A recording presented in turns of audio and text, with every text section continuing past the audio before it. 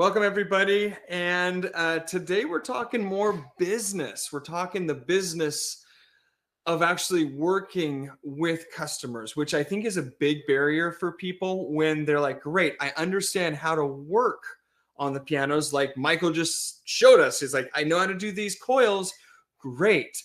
But there's the next layer of actually stepping into the customer's house, what to say, what not to say, how to present yourself, and kind of some core things that maybe you can do that just kind of like, okay, I know at least this. And so what I've done is I've put together, we have a whole plan that we introduce to all artists and technicians within our company. We're very methodical. There's a rhythm to the service call, and we're going to slowly unveil that to you all more as we go through these, as well as create these documents that really spell out what we do.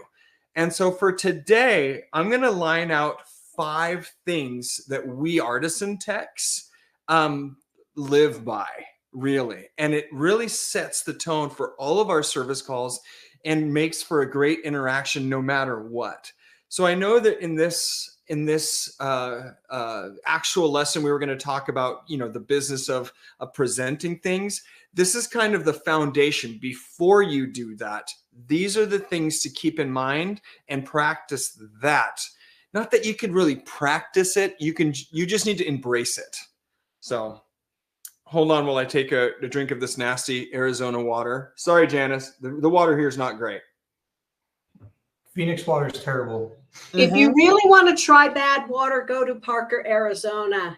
You don't even bathe in it because you stink afterwards. So Flagstaff water is very good. Phoenix is awful. Parker is the worst I've ever. And here we are recording this, right? Sorry. Everybody in Arizona, I live here too, but I grew up in Portland in the Northwest, and our water's amazing. I'm just going to say it. Our water's amazing, straight out of the sink. So I will adapt. But anyways, squirrel, back to what we're talking about. 5 key things that you all need to know as you're going into the customer's house, starting with, and this is the biggest one, know that the piano you are going to be working on is incredibly special to that customer. We've actually had interviews with people wanting to join the Artisan team. And when we sniff some of this out, where there's a hierarchy, I only want to work on these, I hate spinets, blah, blah, blah, blah, blah, we say, no, that piano is special to the player. And so we get the opportunity to work on a lot of amazing high-end pianos, whether it's Busenhofer, concert grands, one-of-a-kind Steinways. But the reality is, to the little child playing that spinet piano, that is their concert grand. And so first things first is really embrace that. There is something in our pianos. I'll say there's something in the piano technology culture that I don't want to see in the piano craft culture that we're building together. The thing that I've seen is that there is a sense of I am above this and this is beneath me. And I want to eradicate that if we can. Your job is there to just bring out what you can with the instrument and give your customer options. So I think that's a very key component, is get to the point in your mind where you're really not only just saying this to yourself, but believing it, that this piano is special to the player. And granted, you'll come into pianos and they'll be like, yeah, it's just there for whoever wants to play. I don't care. That's that's the minority. The majority is, this is very special. This has a story, because every piano has some kind of a story usually. So just embrace that and allow that to set the tone. All of these 5 things that we are talking about were honestly what started to set our company Artisan on the trajectory it went. Because what we decided to do, in what I'm telling you, was radically different than all the other technicians. And I will venture to say it's probably still different in your local areas. There is still an old guard that is, I'm above, I'm the technician, I know best. You just need to come under me and listen to what I'm having to say. And we want to buck up against that. If you want to enjoy the work you do, if you want people to enjoy you working on their pianos, I highly recommend steering away from what has been the culture in our craft. So again, pianocraft is all about the beauty of the instrument and really bringing that out. So that's a big number one. So again, number one, David, yeah. Can I add to that? That is having worked with piano moving and solely like selling mostly used pianos, like someone who gets a little Baldwin Acrosonic, that's a new piano to them. Like this is a huge deal. Some of them, that was a really big purchase for them. And yeah, it is used and it may be a little spin it, like you said, but to them, that's like it's like a new piano to them, just as if they bought a new U1 or a Steinway, whatever. Yep. So yeah, I absolutely agree with that. Absolutely. And they're so excited to get, even when it's a used piano. I got a used piano on my classified. They're still really excited and it's new. Yes. And I've gone to so many houses after the first person came out and they were practically in tears because they just inherited their grandmother's piano and the technician said, this is firewood, because they didn't see it. And it's just, when I say, no, this has such a beautiful story. Your grandmother got it for their wedding on, your grandpa gave it to her. And now this is something your kids get to play. I'm going to make this play as wonderful and as beautiful as possible. And it's just like, thank you, because it's missing. And so we want to really hone in everything we do to cement that fact that is first and foremost, know that all these pianos are special. Yes, Janice. My boss, where I used to work, had a grand piano, and it was her grandmother's, and she wanted to have it tuned. And the piano technician came out and said, "This isn't even worth tuning," and that broke her heart because that was grandma's piano. And that one thing that stood out to me, is that the local piano tech wasn't even going to bother with tuning it because it was in such bad shape. Our job is to make it as good as we can. Yes. And that actually goes into the next thing, which I'm glad you said that, because you need to remember you're not a salesperson. When you're going into, and I know there's an idea, and there is a concept of, all services sales, and I understand and I agree with that. But when you walk into that customer's house, you are not there to sell them anything. You needed to take the position like you're a locksmith. You're a locksmith, and your job is to unlock and give options to unlock whatever that piano has, and simply leave it at that. So I've gone and heard presentations by technicians, and they say, what I do every day is I only have one service call a day, and I upsell, and I make it my job to upsell a whole day's worth of work every time. And their livelihood depends on that. That's how they've done their business. And I think that's personally abhorrent, because that is making it so that you're forcing this. And so your job in talking with your customers is never to sell them. You're an investigator, you're a locksmith to help unlock potential. And what does that look like? Well, here's how I do it. I will get to the customer's house, ask them what the story behind the piano is. Every customer, what's the story behind the piano? Oh, this, and this. I inherited it. I just bought it. Okay, great. I'm going to be going ahead and evaluating the instrument, making sure everything is good to go. I'm going to be doing some tuning. And then afterwards, if you'd like, we can talk about some ideas if it needs anything. How does that sound? Perfect. That sounds great. Again, it's not aggressive. It's just, I'm going to be investigating this and I'm going to give you my findings. That's it. That is it. And so please, we drag the industry down when we make it about just the dollars and cents and trying to upsell. And so I would love for us to just embrace this concept of, we're not there to sell anything. We're there to find what the piano needs and present the options. And I know that in today's world, it's sell, sell, sell. But this is a scenario where the reality is, what you propose will sell itself. It will. You're just presenting it.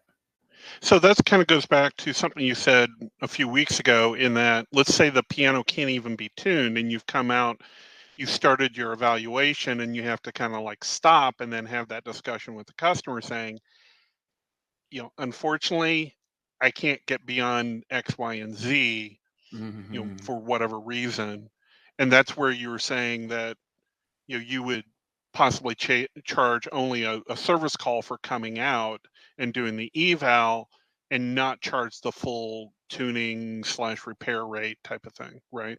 Correct. And actually, along these lines, Michael, one of our technicians suggested this, and we've since implemented it.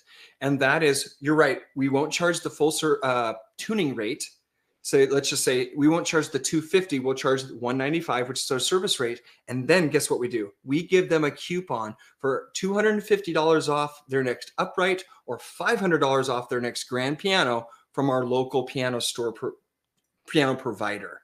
So we've made a partnership with them that now it's like, I'm so sorry, Mrs. Smith, your piano cannot be tuned. I could try to tune it to A4 or A435 or wherever it's at. No, I really don't like that. I understand. Maybe that you need to find another piano, because we can do this work, but it would be quite expensive. No, I just buy another piano. Great. Here you go as our gift to you. That is something that all of you all can do, is just network with your local piano retailers and say, hey, I go to pianos all the time, or starting to, and I would love to be able to, in situations where the piano is unsalvageable, point them in your direction. Do you think that do you think we can work out a deal where they get a discount? And customers will really respond well to that. They'll just be like, okay, this person isn't trying to just pull one over on me. They really care. They've gone to the level of caring so much that they made a network connection with this retailer, and they are helping me with this. So again, I can't take credit for it. We can't take credit for it. Alan, one of our coaches, one of our technicians, did, and it's fantastic. Also, So, yeah. I was gonna say, it's real, like, when it can be a little scary for a customer to go into a piano store, because every piano store is trying to sell what they have, right? So it's such a breath of fresh air to have a tech who's like a non-biased third opinion, third party, right? And just be able to give them an honest opinion or suggestion that's actually best for them, and they're not trying to push anything. Yeah. And that's rare. That's very rare nowadays. So yeah. Yeah. And to that end, I really do suggest, again, I know that it seems very hypocritical, but if I were to go, we aligned with one retailer solely in our local market. And we built a partnership, and it was kind of strategic because they were the big ones. We believed in them. We had a relationship with them. It really did isolate us over the years, because it was like, well, Artisan is going to do whatever this retailer wants, and So as non-biased as you can be, we've even gotten to the point where we say we don't even accept referral commissions. We don't. We give that. We say just give that to the tech customer, and that way we can be unbiased. What about going with them? Say they have found a piano on Craigslist or whatever. Would you come with me and evaluate this piano before I buy it? You can do that with cars. Can you do that with pianos? That, Janice, it's going to be its own training hour, because that is not only that is something that we do. There are so many politics involved in that, and I have a rhythm for it. I have a rhythm for if it's a private sale, like at a Craigslist. There's a whole way of doing it, because it is so unbelievably awkward. And so I'll share kind of how that, but you're right. And Janice, what we do is we usually charge a service call fee to meet the customer at these locations. And what we actually tell them is we will find things that will save you at least that and way more, because we're going to be able to pick a piano apart. And I tell you, that is very awkward doing right in front of the salesperson or the original piano owner. But there's a rhythm and a way to do it to where nobody gets really upset with you. That would be a really good class, because there is a lot of politics involved. Working in piano stores, there really is. That would be a good one to have. Yeah. And maybe I'll do that from Classic Pianos and from their showroom, and we can talk about it, because their showroom is incredible. And Yeah, and it would be fun to bring in my dear friend and owner of Classic Pianos, and Brian, because him and I have laughed about that a couple times. I've made some big blunders, and he might even remember stuff that I've done that he'll share. But yeah, no, Janice, to your question, yes, that's definitely something to do and to learn how to do, because there's an art in and of itself right there, and we'll go over that. Thank you. Yeah, this is the next thing: is present options. Present at least two. You don't have to have so many options. You need to have at least two. One is to just make it playable, make it so that it can drive like a car. It can drive down the street. We need to make it so that this piano can drive down the street for the player, as just like, hey, what this piano needs is some lost motion taken up and a little bit of action regulation. It needs another tuning and potentially replacing a couple strings. That's option one. And that's usually $500 to $1,000. Then usually option number two is like, you know what? It could use new key bushings. It could use new key tops. It could use potentially a full 2-day gold package. And that, that's going to be $2,500 to $3,500. So present two things and again, walk away. And you're not trying to sell it on the spot. Mrs. Smith, I see that there's two things that the piano could use. One is kind of getting it off the ground and getting it going. Maybe you get that work done and then play with it for a couple of years and then eventually go to the next. But I just want to let you know, these are the two options that I would look into down the line. And that's it. I've had so many people, when I present that, they're like, okay. And then they're waiting for me to finish. Like give me the sales pitch, and that's it. I'm just like, no, this is what we could do. It's $800, and it would make the piano play a lot better working with the original parts and kind of keeping everything as minimal as possible. It'll play easier and it'll sound better. Option number two is more expensive, and this would be definitely something you would do every 25, 30 years. And that would be more expensive, but it's definitely a bigger package, and it's totally up to you. And they're always super surprised, like, wait, that's it? I have agency. I can choose whatever I want, and it's not going to be rammed down my throat. That's it. And so many people, I would say 9 out of 10, they choose it right there on the spot. It's insane. And yeah, because you're stepping away and not giving a preference, because you just say what the options are for, maybe there is 3 options for 3 levels or 2 levels or whatever the number. You say, well, you can go this way or you can go this way, all this way. All 3 are viable. It's, and you leave it to them to make the decision. Yes. And that's right. It's all 3 are viable, and there's no real wrong answer. That's the thing. Yeah, that's how you're presenting it. And if they ask, then you say, I can't answer the question on which one's best because each one are valid. Yeah. And you will get asked, what would you do? In which case, I'll be honest. Honestly, I like to make sure that my instrument, whether it's my guitar or something else, is up to what I want it to be. And I would go, if you have the money, if it's something that you can afford, I would go with having the work done. You're going to enjoy the piano a lot more. It's going to play with you instead of playing against you. And that would be my suggestion. Great, let's just do that. Thank you. But you've not rammed your opinion through. And maybe not even ask for a specific answer at the moment, because they might be hemming and hawing over the money of it. Yes. And you don't know what their financial situation is. They may not be able to afford either one, but they might be able to come back to you later, like they found the money or mom paid for it or whatever. So you may not get an answer right then and there. Yes, and that's a very good point, Janice. Going into this, you're right. Not expecting or asking for an answer right then and there at all. Just so you know, here's the options as you're packing up and leaving. If down the road you want to do these, just let us know. We're happy to help. And so then, again, most of the people are like, whoa, wait, let's talk about this more. I kind of really want to do that. Because at the end of the day, I got to thinking about this. We take our cars, we have a fleet of cars. We take our cars to the mechanic, fairly often. I can't, every time I know I go to the mechanic for my car, what's the number you think that every time you go to the mechanic, what's it going to cost? They always say $500. You go to the mechanic, you're going to spend $500. Yeah. You go to the mechanic, $500. Same if I have an electrician out. Same with usually if I have a plumber out. Usually it's $500 to $1,000. So The same thing is actually, and this is something you have to realize, that it took a long time to figure this out. People expect that things are going to cost money. And a lot of times you're going to a customer and they haven't had their piano tuned in 25 years. So you maybe think, oh, I'm sorry, I have to charge you, it needs $500 worth of work. And they're in their mind, oh, wow, at least this is salvageable. Yes, here, $500, let's do this. That's usually the case. Another thing, I also don't be afraid to, if you do offer like larger services like restoration type of things, don't be nervous to offer that too, because you'd be surprised.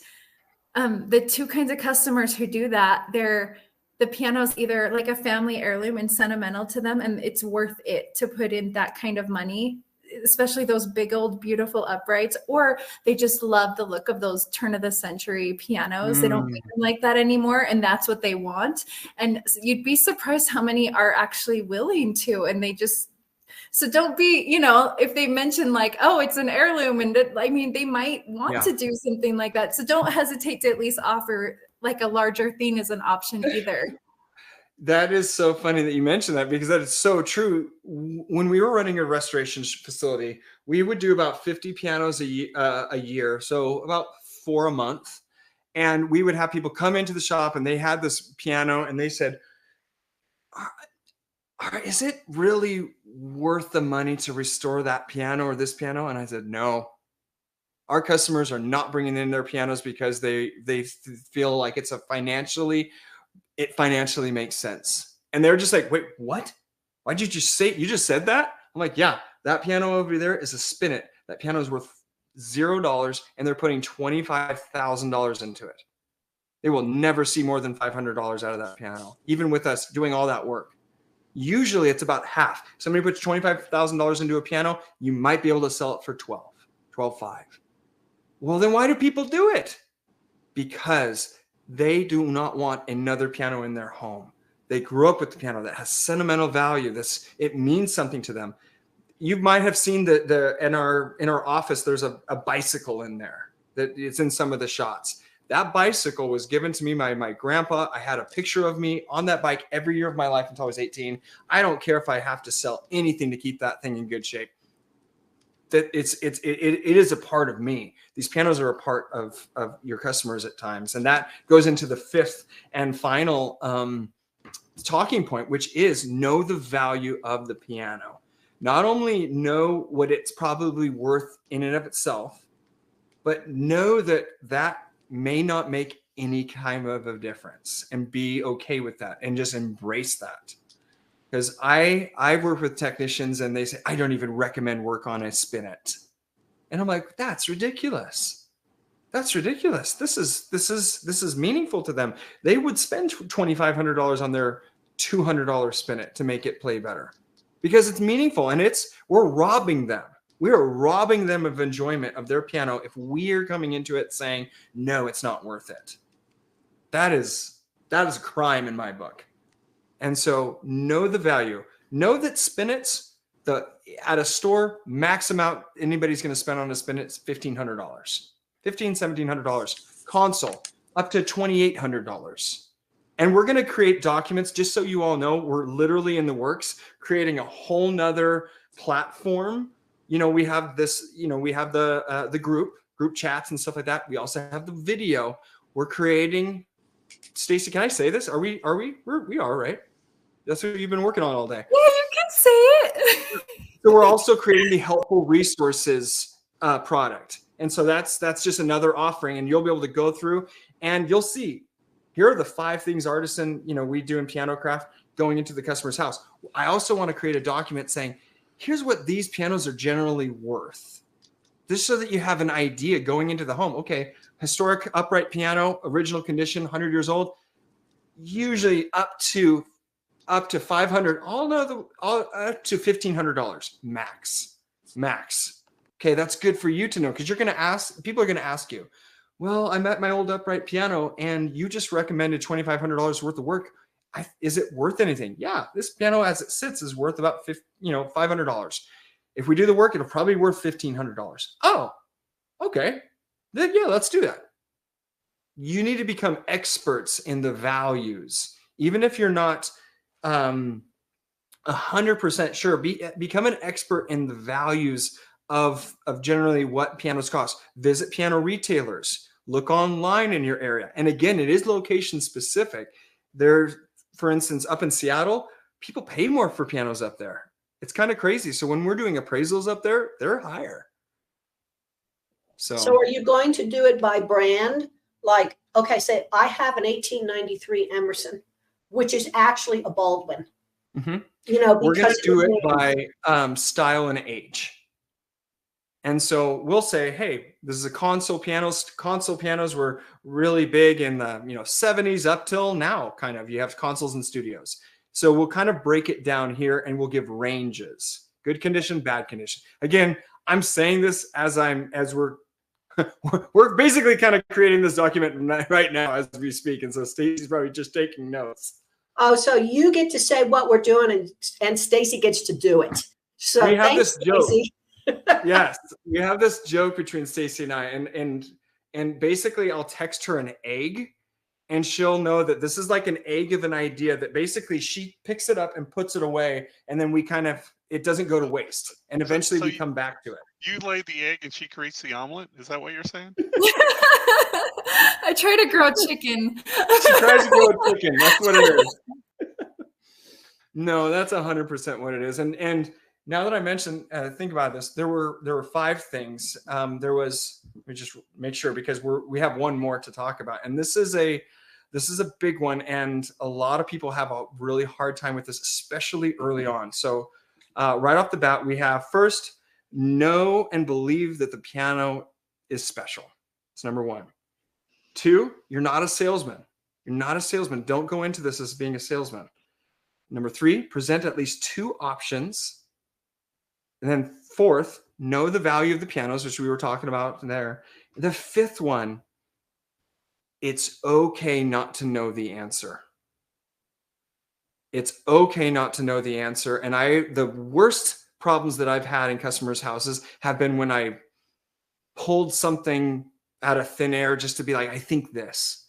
Whereas I could have just said, you know what, Mrs. Smith, I don't know the answer to this. I actually don't know how to fix this. I don't know what to do here, but I'm going to find out and I'm going to report back to you. The customers are so understanding and feel so like, wow, you're going to go the extra mile for me here. You're not just trying to pull something up, you're trying to find it. And luckily, you all here have a resource to where you could probably figure out the answer within this community.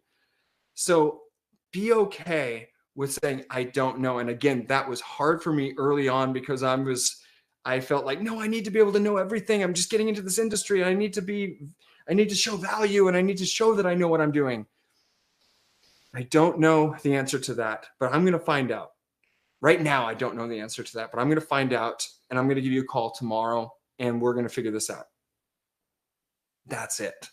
And you will have a customer for life. I promise you. That is something that people value but don't say that and forget to get back to them. Then you've made an enemy. And I've done that before. Hey, you said you were going to call me about that.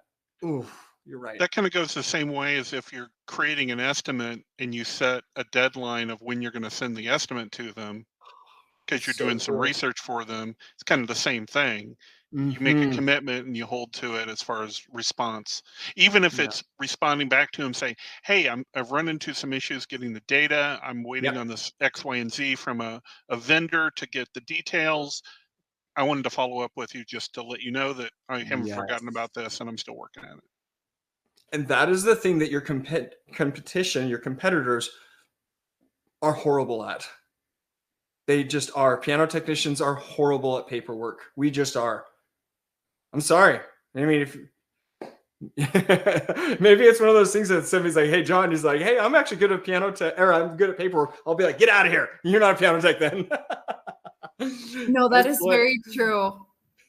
You always under promise and over deliver. If you think you're going to get it to them by the next day, be like, tell them a week. And then when you get it to them the next day, then they're happy and they're not like, hey, always under always add yourself a 30% buffer. So Stacey, you know the people in our industry that I think are the kings of this? Gazelle. Tim, George, all those guys are so good at under promising. They're so good at that, to the point where I'm like, why can't you do this? When can you get it done? And they're like, and then the next week it's done. I agree with that. They They're great at constantly that. are like, oh, give me a week to look to figure this out. And then they'll get back to me like the next day or that day. Usually it's so true. So good at that. That is so true. And you know what? It just makes me happy. It just makes me feel so taken care of when you're treated like that. So yeah. Talking about Gazelle, I'm sorry, David. No, go for it. You're talking about giving them options. So will you do that? Like, will you actually give them, like, you're in the house and you, like, in your head, you're putting together 3 different options, or do you do it through Gazelle? Because I know through Gazelle, they have the option. You can give them the different options. So are you talking about you're doing it live in person, or when you're actually sending them an estimate? Usually, okay, so I'll be honest with you. The Gazelle is still fairly new to Artisan as as our company. In the past, what I've done is I've just explained everything and written it down on literally like handwriting it down and presenting it to them, the different options. So today, no, what we do is we put it all in Gazelle and be like, here's what we recommend. I can explain it to you. I'm also going to email this to you just so you'll have it and be able to research that. So that's what we do now. But both of them are still the same. I'm presenting on the spot. Here's what I would recommend. Take it or leave it. I'm sending it to you so you'll have that in the future. Does that answer your question, Victor? Yes. I guess one other question that ties to that. What do you do? Like, are you always overestimating the price on things? Because I know sometimes, like, in the moment, I'll be like, oh my gosh, they want to answer right now. And I'll just throw out a number, and then I realize, like, oh man, I forgot to add the hours of key bushing, and I totally didn't quote them for that. And then I feel bad telling them, like, actually it's going to be $800 more, and like, whoa, wow, that's a lot that you forgot. 2 things with that. Yes, if you I always overestimate. I've never once been like, geez, I didn't need to do that. No, it's usually 25%. It's usually a third or 25% is what I'll overestimate than what I'm initially thinking. I'll initially think one thing. If it's $300, boom, it just became 4. And just know that. The other thing is, don't be afraid to come back to the customer and just say, Mrs. Smith, I am so sorry. I'm mortified. I didn't take into account a whole nother step that needs to be done on your piano in order to get the work done right. And I understand it's going to be an extra $800. I totally understand that that's a lot and that we can't do that. I just wanted to be honest with you. Yeah. Oh, that is a lot of more money, but thank you. I really appreciate that. No, let's do it. Whoa. Every time I've done that, they've done it. Wow. Be honest. Okay. And don't absorb it. I mean, you can absorb it 1 or 2 times to kind of just like, wow, there's a learning experience, but use this as a learning experience. Talk to the customer, because what I found is when I start to do when I kind of eat these things, I quickly get it done. And then what happens is it ends up having an issue because I'm like, oh shoot, I have to rush this done. And I have to kind of get this done in quicker time because I didn't bid for it.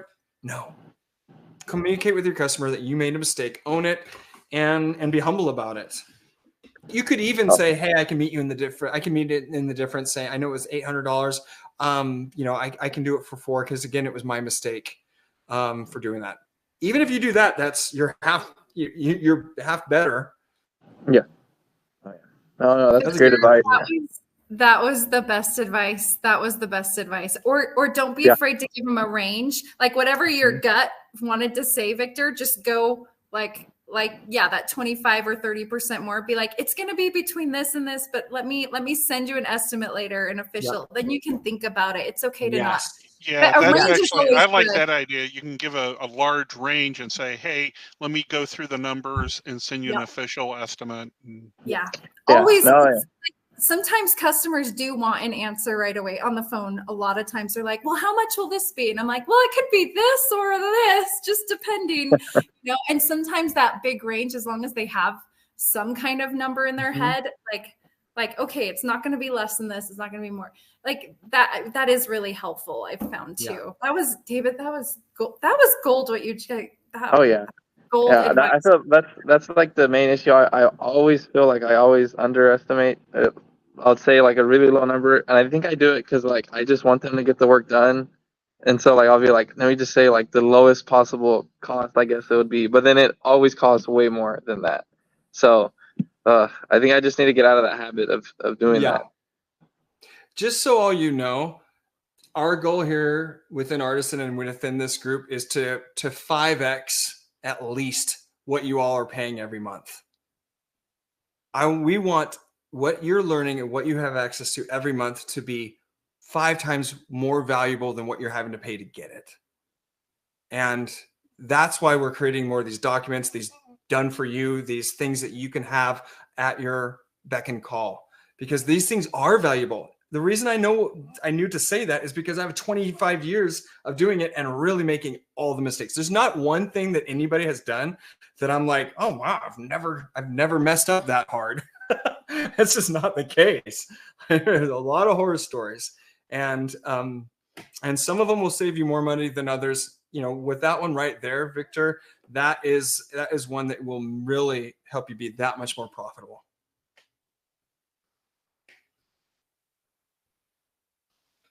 Other questions about this? And again, you've done a great job of giving us some more ideas for the future. Janice, how to talk to, do evaluations with the customer and the seller. It's a big one. So that's one we'll definitely do. I think there was another one that I'll remember it afterwards, but another one as well. The levels, just how to kind of just a range of what pianos are worth. Yes, thank you. Yeah, that will be so helpful for your customers, because you'll get people calling. You will. They're always like, hey, I don't know why they think a piano tech sells or buys pianos, but you will get calls all the time when you start getting out there. I get at least 2 a day. Like, I'm trying to sell my piano. I'm trying to. Mm-hmm. We're going to get asked, how much do you think it's worth? How much can I sell this for? All the time. Yeah, because when I first, started looking for, used pianos off of Facebook Marketplace and elsewhere to get, like how I got my Thompson, there's a bunch of other pianos that I was looking at and trying to figure out, well, what is the true value of that? And if it did get fixed up, would I be able to flip it? Kind of like our discussions that we had. One of them was an older Apollo baby grand. And the guy was asking like $1,000 for it, but it had not been tuned in forever. It looked from the photos that it needed a lot of work, similar to my Thompson. It was probably maybe not a full 100 years, but it was probably close to a full 100 years old, and would need a lot of work. And I told the guy I wouldn't be willing to pay that much, and I actually offered him 200, and of course he said no, because he's thinking that he can get 1,000. He's thinking, oh, people put $5,000 into it and then can get a lot more money out of it. Yeah, you could put $5,000 to $10,000 into that piano, similar to my Thompson, and it's still like you said, a $500 to $1,000 piano. Yeah. Would you agree with that $1,000 that he's asking was way off from the value of it? Yeah. Because what we found is that piano retailers will get a piano like that for free. They'll get an old upright and they'll clean up the case really quick. They'll polish the pedals. They'll tune it up. They'll make sure that all the keys are working. They'll maybe go ahead and do some repairs to it and do a quick touch-up regulation, $1,500. And it'll come with potentially a warranty. That's what piano stores do. Stacy, correct me if I'm wrong while I get some nasty water. No, that is true. Usually we'd get our pianos either as trade-ins or as free pianos. That's where they all came from, and we would flip them. Or we would look for certain, of course, the best pianos to flip are like you'll find random, like a Yamaha that's under 20 years old. I mean, those are like the best to refurbish. And I mean, but those are rare. But yeah, you're absolutely right. Well, it's like I was happy getting my Samick for $150. And yeah, I need to fix, it's a 2000, so it's 25 years old. But the only really bad thing is the leg that I still have to fix. If I fix that leg, I can flip the dumb thing. Yeah, you can flip that all day long for $2,500 to $3,500. Yeah. So, I'm not concerned about being able to sell that. It had, because of the leg issue, the left cheek block was bumping into A0. So Yeah. A0 was Yeah. stuck and did not play at all. I figured that out, which then I figured out, oh, it's this whole leg issue. And so it's actually playable, and I need to go through and tune it, but I just You gotta, sell a piano like that, you list it, and then when you put it in, it's like just reconditioned by a piano technician, tuned up and ready to go. Perfect. In fact, I'll give you the first tuning in your home after you get it there for free. Yeah. Boom, you got a customer for life too. No, I think that's good. So just to review, what were the 5 things? They don't have to be in order. What were the 5 things? Well, we were just talking about value of pianos. Mm-hmm. Know the value of the pianos. Give them 2 Options. options. Options, yeah. 2 Piano options. is, At least 2 the options. piano is very special to the player. Yes. It's okay not to know the answer right away. Not to know the answer, and you guys are that's a big one. And what was the most important one? It's the first one. Don't be a salesman is the other one. Oh yeah, that's right. Don't be a upsell. salesman. Yeah, don't Yeah. upsell. And Yeah. know that their piano is their piano. May be an heirloom. It may not be worth tuning, but it's their piano. Yes. Meaningful to them. It is meaningful to them, and so all those things are just really important. And those, if I had to kind of boil everything down to just 5 simple things to always remember, we can build from there. And so again, one of the things we're doing here in pianocraft is we're changing the trajectory. We're changing the trajectory of the industry and embracing the heart behind what is piano servicing. That is what pianocraft, that is what we believe in. And there's a heart behind it. And that's what we're excited to kind of present. And I think that it's going to, I would want to be a part of it. And that's why I get to be. So I'm grateful. As part of your resources that you're working on, which I think Stacy is the one that gets to do this, pardon me. Is it in the works of having like an Excel file where you have the services listed out on a document? Okay, well, Mrs. Smith, we're going to do this and this and this, and kind of have the paper so that you can just kind of fill it in, and they can see what your pricing is. You can put your prices in, kind of like a work order kind of thing, where you would say, here's tuning this and a leg repair. And is that in the works or not? What is in the works is this. There's so much stuff. There's a lot of things in the works. There's a lot of irons in the fire. Stacy knows that I'm always into what is the user experience. What is it that all of our members, all of our piano crafters, what is it that they see? I want them to be able to open up the platform and be able to maneuver wherever they want. So right now there's 2 things that you all can kind of go and review. There's this portion of it, which is basically the community portion. There's the videos, the video library with all of that. And then what we want to have is the next, which is the helpful resources, divided into 3 main categories. We're going to have educational things. So that would be like documents that quickly spell out what is what is aftertouch? What are the types of pianos, and the values. That's where that will be.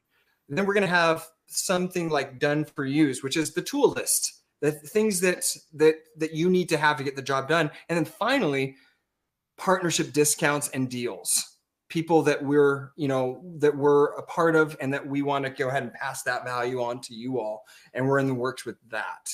So 3 different platforms that at a moment's notice, you can go and click from back and forth to just spend as much time as you want on it. I don't know exactly what the final helpful resources will look like in the end, but we want it to be very, very user friendly. That's what we're doing. And Michael, you've already suggested certain things that we're trying to implement. And if anybody has suggestions like, hey, I think this would be easier, or if that would be easier, or if this would be cool, we're all ears. And again, I don't know what the app is going to look like, but that'll also be a part of it as well. Well, kind of what I was thinking about is, okay, so you're going to go in and tune, and some of the things, just kind of bullet points for our heads, because a lot of us are new. What would be included? Okay. Oh, well, the bushings, we need to look at the bush. Just, like a breakdown. Yep. So that your new people can walk in with a little bit of confidence and say, okay, I've reviewed my list out in the car. Yeah. And I would say I would add 2 references that everybody needs to look for.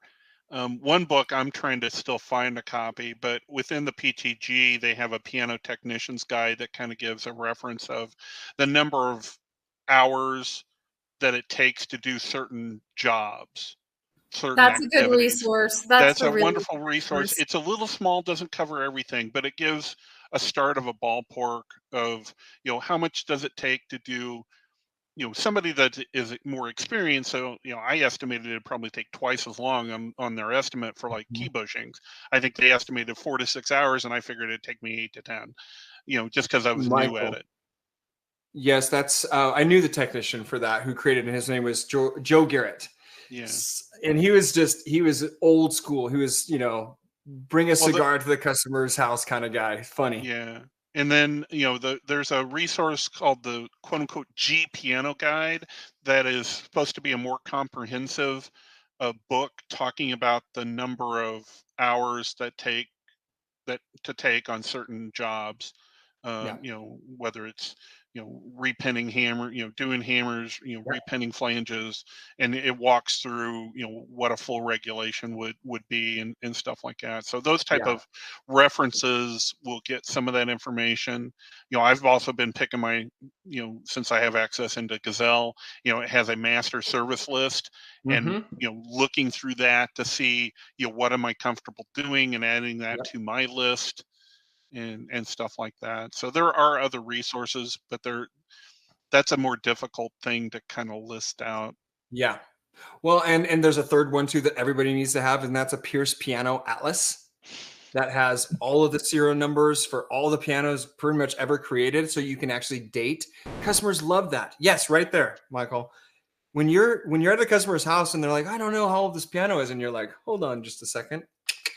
1945. Oh, whoa, so and then cool. you tell them the history and they're like, wow, they just love it. Oh, they do. That's why I was so thankful to you, Stacy, because I didn't have my book with me and you were able to look up the years for me. Well, I think that just keep your eye out. I think in the next week, for sure, we're going to have that third category of things, the helpful resources, and we're going to be starting to add to that. And then again, be on that forum and make suggestions, ideas. We look at them all.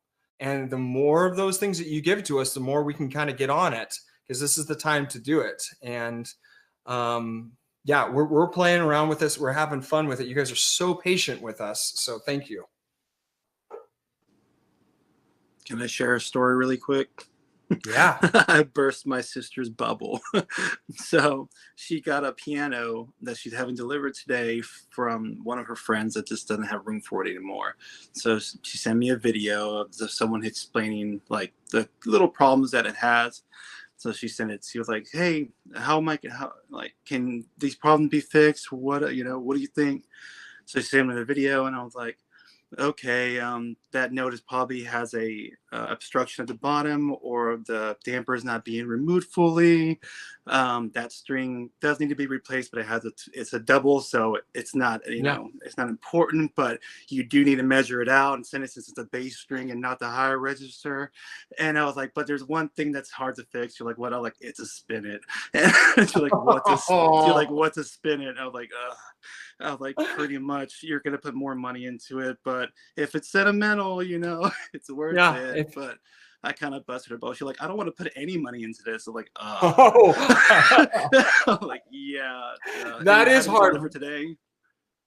Yeah, and she's like, I don't want to pay any technician to put money in it. Like, Yeah. you gotta at least make the guy a sandwich, you know. Like, but yeah, I burst her bubble a little bit, but I'll say I'll take a look at it. Well, and that's another customer whole out of itself is the customers that they're like, I don't want to spend any money. I got this piano for free. That's a whole nother thing. And just like your sister, there's a lot of people out there like that think they got a great piano and they don't want to spend any money on it. Maybe get it tuned, but it sounds pretty good. Okay.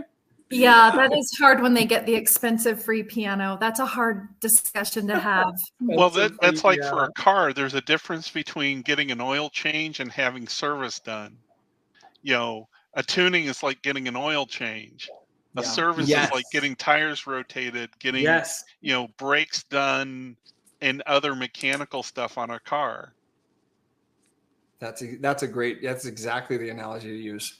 This is maintenance. This is the oil change. What? Yep, a couple $100 a year, get your oil change. Just get the tuning done. Yeah, I have a question, David. Yeah, it's about hammers. We have a client. She has some hammers that are delaminating. And we told her that we could, glue those back, but I don't know. We're really not. Our mentor told us, he's like, well, if one came off, then more than likely in the next couple of years, more are going to start delaminating.